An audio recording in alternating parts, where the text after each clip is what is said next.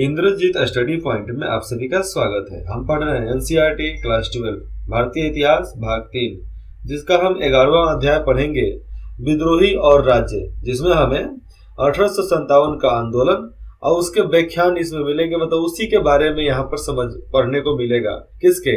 1857 के आंदोलन के बारे में। और विद्रोही कौन थे, राज्य कौन थे, कहाँ कहाँ से क्या क्या हुआ, ये सब तो पूर्ण जानकारी इसमें मिलेगा। पूरा डिटेल्स 100% डिटेल्स मिलने वाला है। चलिए ध्यान से पढ़िए, ध्यान से सुनिए इसको। 10 मई 1857, अभी 10 मई हम लोग का आने वाला है। तो 10 मई 1857 की दोपहर बाद मेरठ छावनी में सिपाहियों ने विद्रोह कर दिया। मेरठ की छावनी मतलब मेरठ में नवाब और जमींदार हुआ करते थे, तो उन्हीं के इर्द गिर्द में जितने भी सैनिक हुआ करते थे, उनके ही सिपाहियों ने चाहे आजू बाजू के सब मिलकर विद्रोह कर दिए। हलचल की शुरुआत भारतीय सैनिकों से बनी पैदल सेना से हुई थी। जो भारतीय सेना थी उस समय, पैदल सेना, उससे शुरुआत हो गई थी, जो जल्द ही घुड़सवार फौज और फिर शहर तक फैल गई। ये जो क्रांति था बहुत तेजी से फैला। शहर और आसपास के देहात के लोग सिपाहियों के साथ जुड़ने लगे थे। सिपाहियों ने शस्त्रागार पर कब्जा कर लिया। जितने भी अंग्रेजों का मशीनरीज ऑफिस था, होम था, उनका बिल्डिंग था, सब पे कब्जा कर लिया। जहां हथियार और गोला बारूद रखे हुए थे, सब पर अब किसका कब्जा? हिंदुस्तानियों का कब्जा। इसके बाद उन्होंने गोरों पर निशाना साधा और उनके बंगलों, साजो सामान को तहस नहस करना और जलाना फूकना शुरू कर दिया।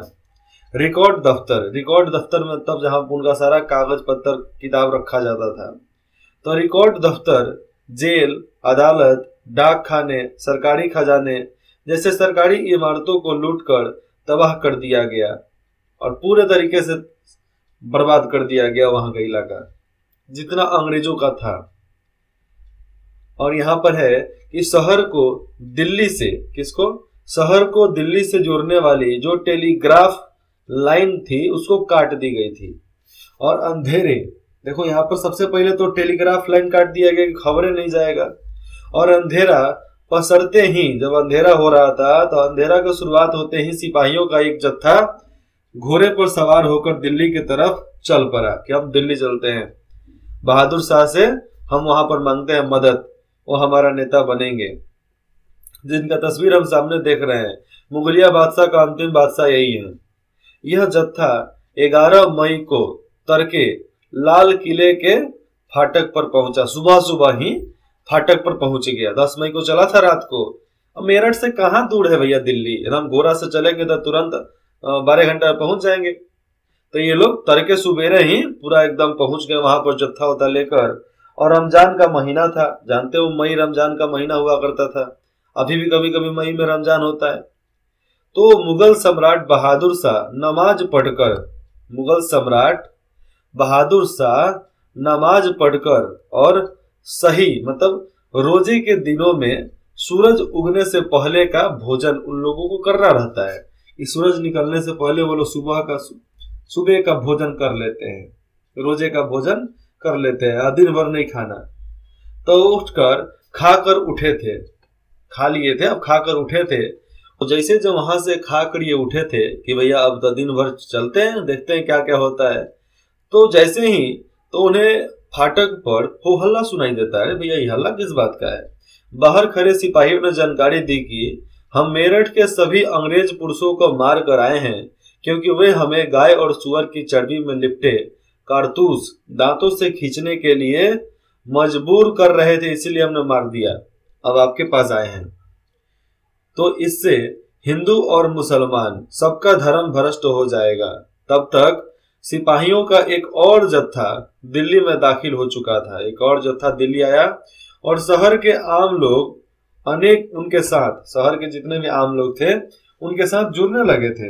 बहुत सारे यूरोपीय लोग मारे गए थे, अंग्रेजों को मार दिया गया था। दिल्ली के अमीर लोगों पर हमले हुए थे और लूटपाट मचा दी गई थी। दिल्ली अंग्रेजों के नियंत्रण से बाहर जा चुका था। जो दिल्ली अंग्रेजों के नियंत्रण में था बहादुर शाह के होते हुए, अब बहादुर शाह के होते हुए भी सारे अंग्रेज को मार दिया गया। कुछ सिपाही लाल किले में दाखिल होने के लिए दरबार के शिष्टाचार का भी पालन नहीं किए। हर दरबार का एक प्रोटोकॉल होता है, रूल्स रेगुलेशन होता है, तो उसके शिष्टाचार का पालन ये लोग किए बिना बेधड़क किले के अंदर घुसते चले गए। तो भैया दिक्कत है, राजा के सामने जाओगे, और उस समय राजा बूढ़ा हो गया था, राजा कमजोर था, देख रहे हो कितना गहना गुड़िया लदले है देह पर, उसी के मारे दबैले होगा। अब अकबर कहाँ अकबर, और कहाँ उनके परपोते के पोते, तो कैसे भैया यहाँ को काम चलने वाला। अकबर के सामने किसी का खोखने का हिम्मत नहीं करता था, कितना भी विद्रोही हो जाओ, डरे उन लोग सामने नहीं खोखते थे कि मार देगा। चाहे महाराणा प्रताप हो जाए, शिवाजी राजे हो जाए, छत्रपति शिवाजी महाराज, और झांसी की रानी भी बहुत खतरनाक लेडीज थी। हमारी इंदिरा गांधी भी कम नहीं थी, हम अभी बंदूक लेकर चल देते, आजा लड़ लेंगे हम तुमसे। बॉर्डर पे जाने का मजा ही कुछ अलग होता है भैया, अलग मजा आता है उसका। तो बहादुर शाह का चित्र यहाँ पर आप सामने देख रहे हो। इनके दरबार में सभी लोग अंदर चले जाते गए, सीधे अंदर चले गए, और उनकी मांग थी कि बादशाह उन्हें अपना आशीर्वाद दे। हाथ तरीके, ये आशीर्वाद लेने का कौन सा तरीका है कि तुम्हारे घर में घुस कर जबरदस्ती आ गए, बोलते हैं कि बादशाह हमें आशीर्वाद दे। सिपाहियों से घिरे बहादुर शाह के पास उनकी बात मानने के अलावा कोई चारा नहीं था। अब तो इनका बात खत्म कि अब बात मानेंगे तो ठीक है, बात मानेंगे तो अंग्रेज मार देगा, बचेगा तो, और बात नहीं माने तो ये अभी मार देंगे हमको। इसलिए इन्होंने बोला कि ठीक है भैया, चलो कोई बात नहीं है, जैसा तुम बोलो हम तुम्हारे नेता बनेंगे। बात साफ यही हुआ था कि सिपाहियों से घिरे बहादुर शाह के पास कोई अब यहाँ पर दूसरा चारा नहीं था कि हम क्या कर सकते हैं। इस तरह इस विद्रोह ने एक वैधता हासिल कर ली, क्योंकि अब उसे मुगल बादशाह के नाम पर चलाया जा सकता था। पहले ये लोग एक सैनिक थे, अब मुगल बादशाह के नाम से अपने आप को जोड़ दिए, तो अपने का 10% उनका 90%। अब हुआ देश में क्रांति। अब देश के हर इलाके में खबर पहुंचा दिया गया कि बहादुर शाह के वजह से हम लड़ेंगे, वो हमारे नेता हैं, हम उनके नेतृत्व में लड़ेंगे। लड़ा कोई और, मरा कोई और, गलती किसी की नहीं, लेकिन बहादुर शाह जफर जी की गलती नहीं थी, लेकिन फिर भी ये मारे गए। ये मजबूर थे क्या करे क्या नहीं करे, जैसा हवा बहा वैसा बह गए, और बस उसी में इनका काम तमाम कर दिया गया था। फिर जब अंग्रेज कब्जा कर लिए तो इनको तो मार ही दिए थे, इसके बारे में भी नीचे बताया जाएगा। 12 और 13 मई को उत्तर भारत में शांति रही, बहुत शांति रही, लेकिन जैसे ही यह खबर फैली कि दिल्ली पर विद्रोहियों का कब्जा हो चुका है और बहादुर शाह ने विद्रोह को अपना समर्थन दे दिया है, हालात तेजी से बदलने लगे। गंगा घाटी के छावनियों और दिल्ली के पश्चिम की कुछ छावनियों में विद्रोह के स्वर तेज होने लगे थे। गंगा घाटी का मतलब समझते हो, गंगा घाटी में यमुना घाटी भी आएगा। तो गंगा घाटी आप वहां से लो, कहां से लेना है, आप पंजाब लो, पंजाब के बाद हरियाणा लो, थोड़ा सा उधर भी पानी जाता है ना, हरियाणा, दिल्ली, उत्तर प्रदेश, बिहार, बिहार से होते हुए बंगाल में जाकर गिर जाता है। तो समझो कि गंगा घाटी जितनी भी दूर थी, यहाँ पर एकदम होता नहीं हवा के जैसा सब फैल जाना। तो बहुत तेजी से यहाँ पर खबर फैला कि अरे अब तो विद्रोहियों ने बहादुर शाह के किले पर कब्जा कर लिया, और बहादुर शाह ने विद्रोहियों को अपना समर्थन भी दे दिया। क्या बात है। अब जो छोटे छोटे लोग थे वो लोग विद्रोह करने लगे। अब उनकी भी कुछ होगी, ज्यादा फैंस होंगे, ज्यादा वो होता नहीं कट्टरबाजी वैसे ही टाइप के, तो कुछ होगा जिसके वजह से ये लोग लड़ने लगे। लेकिन ये शांत हुआ, घरेलू जो लड़ाई थी वो शांत हुआ, और हम लोग देश के लड़ने के लिए तैयार हो गए। एक बार हम अपने एक दोस्त से बात ही कर रहे थे, मेरा दोस्त नाम नहीं बताना चाहूंगा, तो एक बार हमें बोला कि अगर गांधी जी नहीं होते तो हमारा देश 1857 में ही आजाद हो गया रहता। हम बोले अच्छा कैसे, 1857 में वो और हल्ला गुल्ला नहीं करते तो सब शांत नहीं होते। हम बोले सुन, देश आजाद कब होता ये पता नहीं, किसी को पता नहीं, और 1857 की बात है, तो 1857 में जब गांधी जी पैदा नहीं हुए थे तो आजाद कैसे हो जाता, वो रोक कैसे देते। गांधी जी तो उसके 2-3 साल बाद पैदा हुए हैं। 57 में लड़ाई हुआ, 58 59 में उनका जन्म हुआ था। अब वो कैसे वहां पर लड़ाई रोकने के लिए आ गए थे? तो बोला कि अच्छा ऐसा बात है। तो ऐसे बहुत सारे लोग हैं जो साइंस से हैं, 12 कर ले रहे हैं, ग्रेजुएशन तक चले जा रहे हैं, लेकिन उनको अपना इतिहास नहीं पता है, वो जानने की इच्छुक भी नहीं है।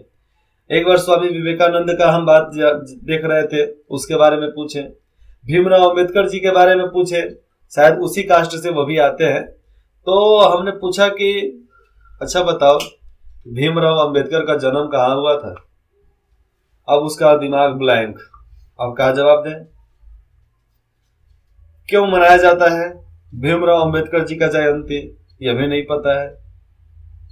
तो अगर पता नहीं है तो मत मनाओ, और पता है तो मनाओ। जिस धर्म के बारे में मालूम हो उसी धर्म को अपनाओ। जिस पर्व को मानना चाहते हो उसी पर्व को पूजो।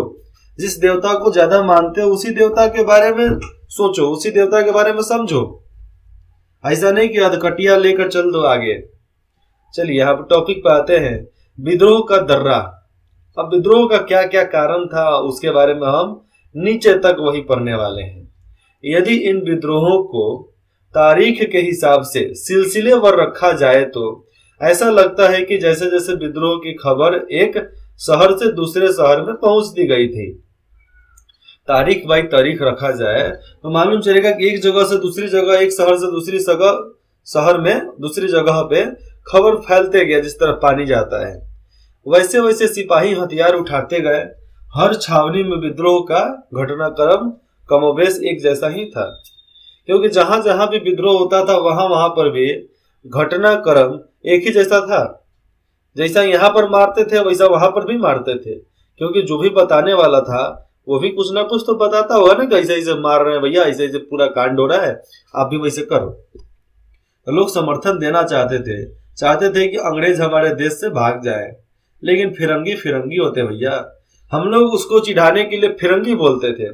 फिरंगी फारसी भाषा का शब्द है जो संभवतः फ्रैंक, जिससे फ्रांस का नाम पड़ा है, उससे निकला हुआ है।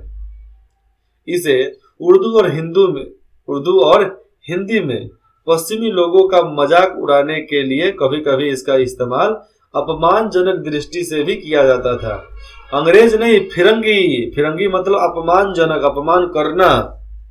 तो इस शब्द का मतलब ये लोग ये समझते थे, कौन? मुसलमान और हिंदू लोग, क्योंकि जनसंख्या इन लोगों की उतनी भी ऊपर चढ़ाव नहीं था, बराबर हो चुका था। लेकिन आपस में जो होता है ना झगड़ा झंझट, उसमें ये लोग कितने मारे गए, बर्बाद हो गए, कितने भूखमरी से मर गए। आज भी आप मुस्लिम इलाके में चले जाओ, किसी भी मुस्लिम इलाके में चले जाओ इस देश के, आपको वहां पे मालूम चलेगा कि एक पे एक घर बनवाकर मुस्लिम लोग हैं। आप किसी भी हिंदू इलाके में चल जाओ, कहीं भी चल जाओ, शहर का गुमटा गुमटी छोड़कर एक भी हिंदू का घर आपको ऐसा नहीं दिखेगा कि सटल सटल है। सब घर अलग अलग। नीचे वाले श्रेणी की नहीं बोल रहा हूं, गरीब श्रेणी की बात नहीं कर रहा हूं।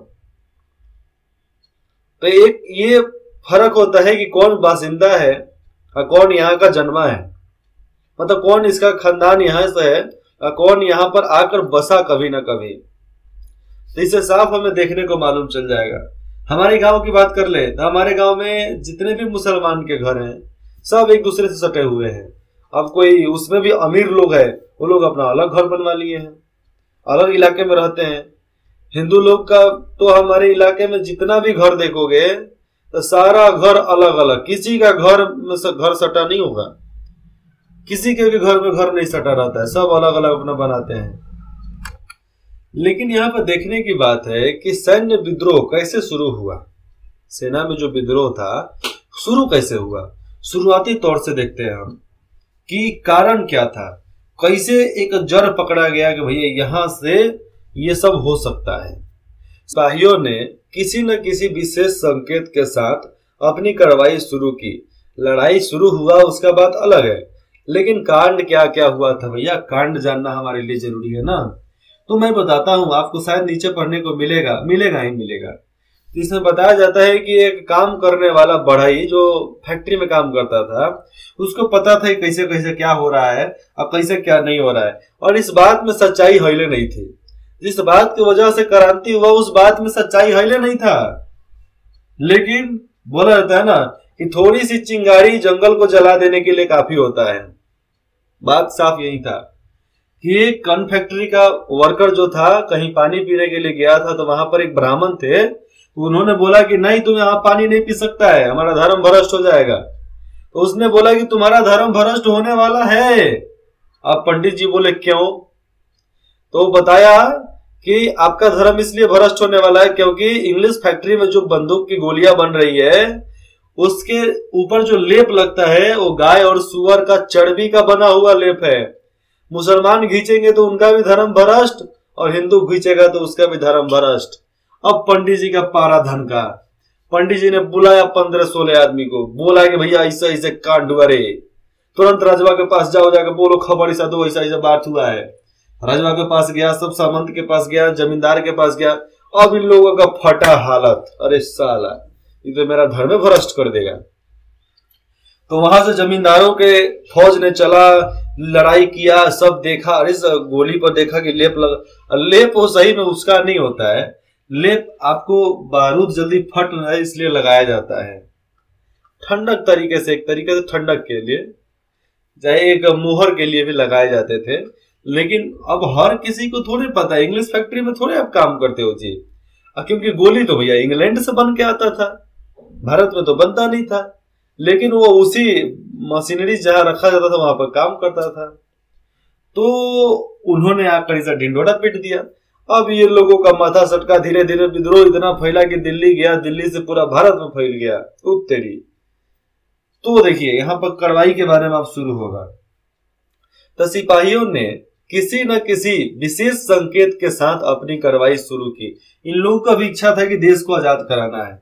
कई जगह शाम के समय तोप का गोला दागा गया, तो कहीं बिल्कुल बिबुल बजाकर, बिबुल क्या होता है, शहनाई जैसा नहीं होता है, वो पूरा टेढ़ा होता है, जो हम रामायण महाभारत देखेंगे तो उसमें बजता है, शादी वगैरह में भी बजाए जाते हैं।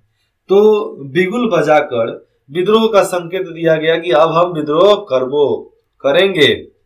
और सबसे पहले उन्होंने शस्त्रागार पर कब्जा किया, उनके सारे शस्त्र पर कब्जा कर लिया और सरकारी खजाने को लूट लिया।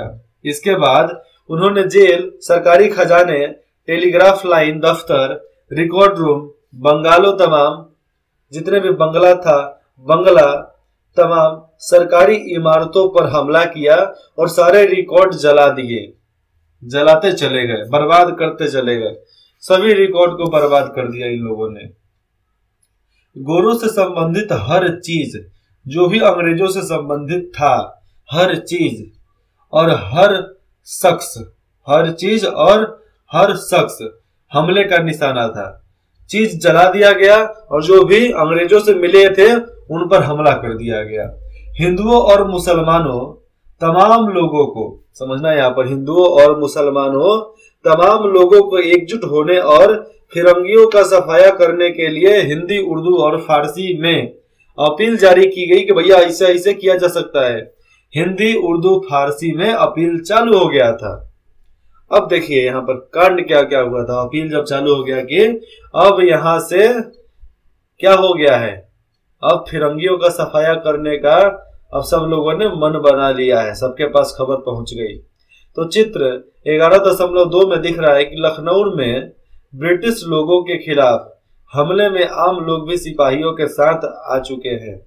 आम लोग है, ये लोग भी अब सिपाहियों के साथ जुड़ गए थे और ब्रिटिश लोगों को मार रहे हैं। देखो सब कोई बंदूक, गोली, तलवार से है, तो ये भी तलवार से मार रहा है। ले बाबा, तलवार, छारा ने इसको बर्छी बोलते हैं, हाथ में जो लिया है इसको बर्छी बोलते हैं।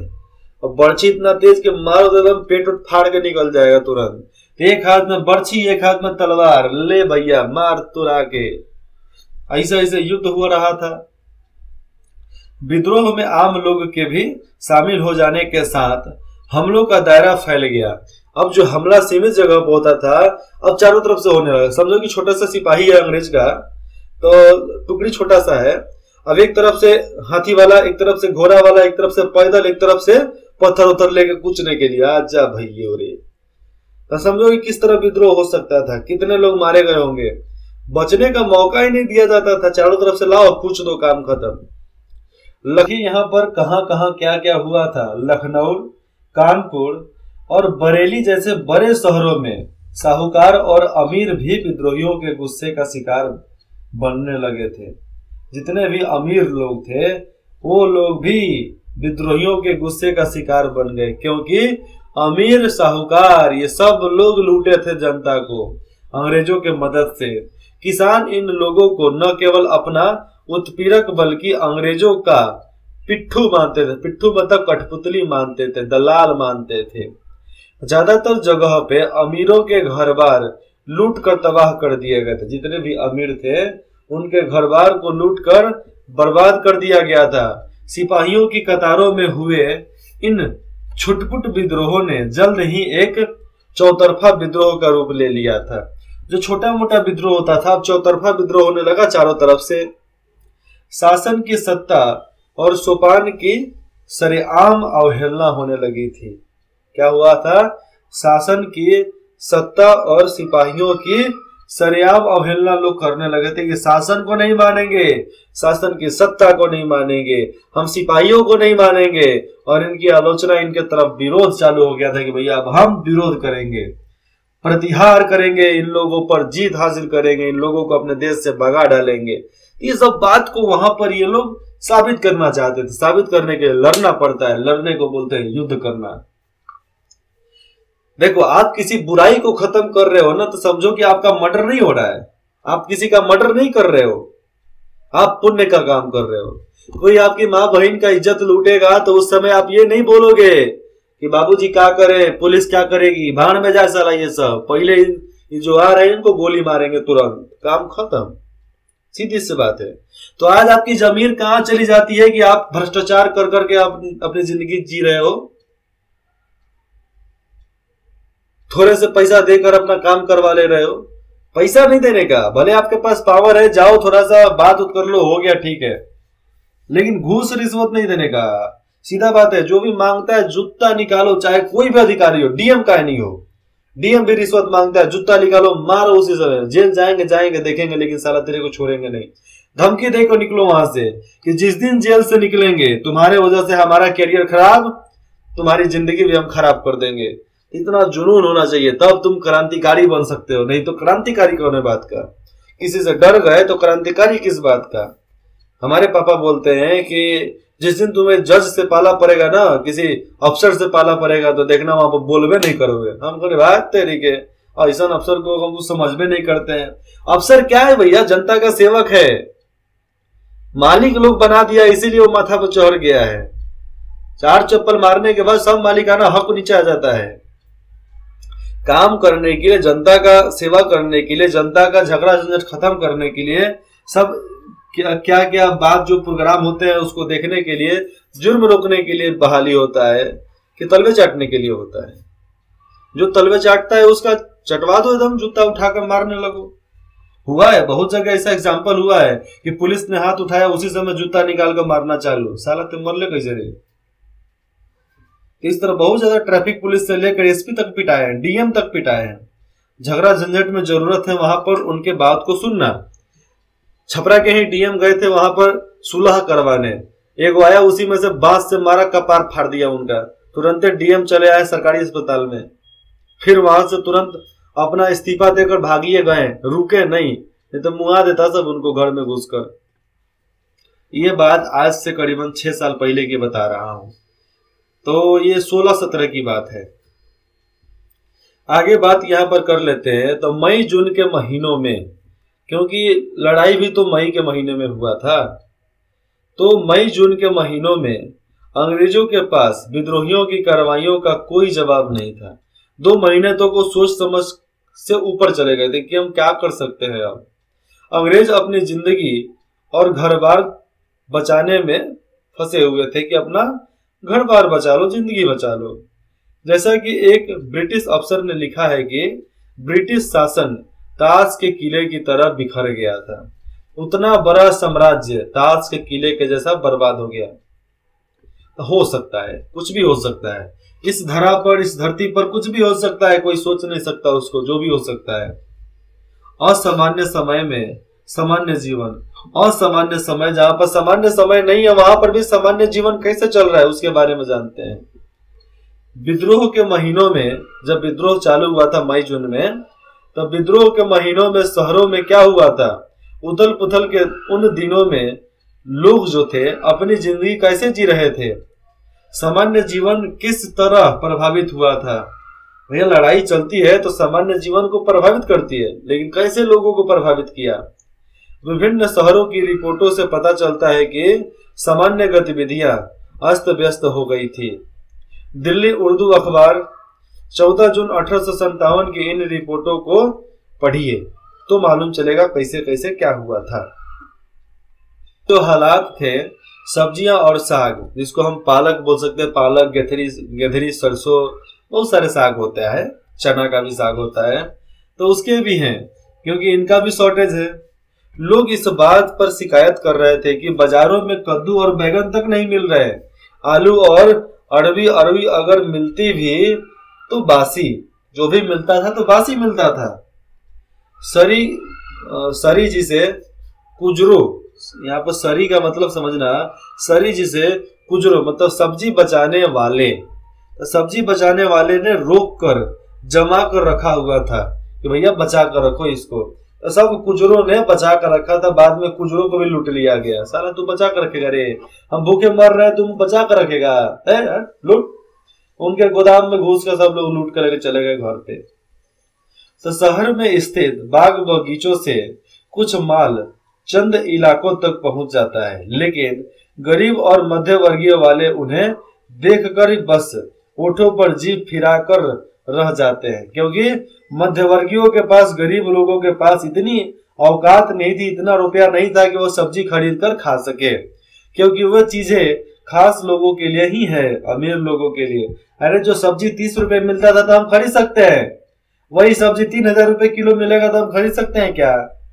वही सब्जी 900 रुपए किलो मिलेगा तो हम खरीद सकते हैं क्या? नहीं खरीद सकते ना। बस यहाँ एक और चीज पर ध्यान देना चाहिए कि जिससे लोगों का बड़ा नुकसान हो रहा था। लोग जितने भी थे उनका नुकसान तो होगा ही भैया। मामला यह है कि पानी भरने वालों ने पानी भरना बंद कर दिया। गरीब सुरफा तो शरीफ लोग, जिसको हम गरीब शरीफ लोग बोलते हैं, तो साफ यहाँ पर शब्द को समझना आपके लिए काम है। गरीब सुरफा मतलब शरीफ लोग, तो जितने भी गरीब है, सही बात है, शरीफ तो है ही, उनको कोई दिक्कत नहीं है, सुबह शाम दोपहर खाना और जिंदगी मस्त जीना। दिक्कत तो है अमीर लोगों का, कैसे करोड़ों कमाएंगे, होटल बुक करेंगे, 25-30 हजार का एगो रूम, 3-4 लाख का एगो रूम होता है, कैसे रहेंगे, मीटिंग कैसे, गाड़ी कैसे, हाई हाउ फलना चिनाना, बहुत सारी बातें हैं यहाँ पर। तो खुद घरों में पानी भरकर लाते हैं और तब जाकर घर में खाना बनता है। समझना यहाँ पर कि शरीफ लोग खुद घरों में क्या, घरों में पानी भर कर लाते हैं, मिट्टी के बर्तन में वो लोग पानी लाते हैं, तब उनका काम चलता है और तब जाकर उनका घर में खाना पीना बन पाता है। तो हलाल खोर जिसको हम लोग हराम खोर यहाँ बोल सकते हैं, तो हलाल खोर हराम खोर हो गया, जिसका काम था लोगों की सेवा करना, वो हराम खोर हो गया, चोट्टा हो गया, चोर हो गया। चोट्टा इज नॉट अ गाली, चोट्टा गाली नहीं है, चोट्टा का मतलब होता है चोर। डोम इज नॉट जात, डोम नेटुआ ये सब जात नहीं है, ये काम है। नेटुआ का मतलब ये होता है कि किसी भी चीज को मारकर अपना जीवन चलाना। डोम का मतलब होता है कि गंदगी साफ करना। तो गंदगी साफ करने वाले का आवाज जाति बनाकर रख दिए हैं। सबसे घटिया प्रणाली है ये। तो घटिया प्रणाली से ऊपर निकलो, अपने आप की जिंदगी को ऊपर निकालो।